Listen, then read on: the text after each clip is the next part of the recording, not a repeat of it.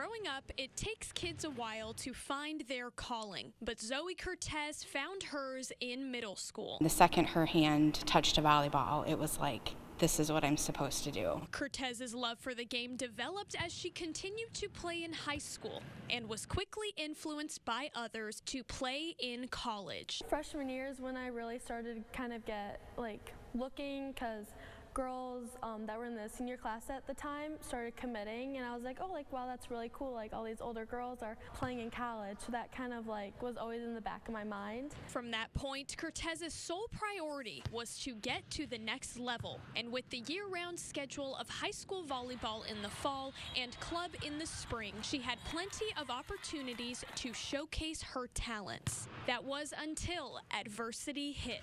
Junior year, I got cut from the program. So I didn't make varsity. I obviously was kind of disappointed because everyone just oh, I'm going to be on varsity next year, and then getting the news that I didn't. The dismissal left her uncertain of what the future would look like. I remember just being crushed for her. You never want that for any kid. Your heart's just as big as anyone. But I remember getting the news and just wanting to make light of the situation and remember, you can still do what you want to do.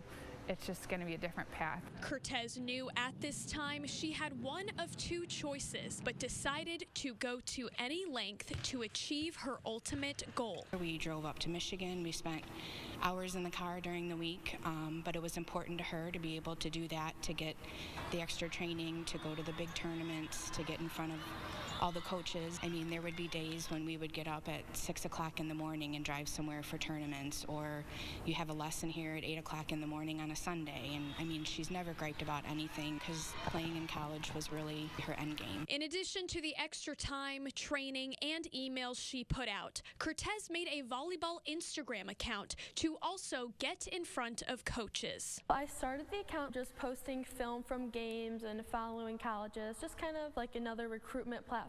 And then I started getting followers, and then reaching out and posting to see what we could do with it. Since then, she's gained a hefty following and connected with girls in the volleyball community. And because of her perseverance and hard work, she finally put pen to paper. That moment was this is really going to happen. You think that it's always going to happen because that's why you're doing what you're doing, but then to know that okay, this is really going to happen, you just cry, tears of happiness, because it's finally everything has been able to come full circle for her. Cortez will begin her collegiate journey at Indiana Tech this fall, but is going to be taking a lot more with her than just her volleyball skills. I want to be an example for other people, hey, you can have bumps in the road, but that doesn't necessarily mean you have to stop doing what you love.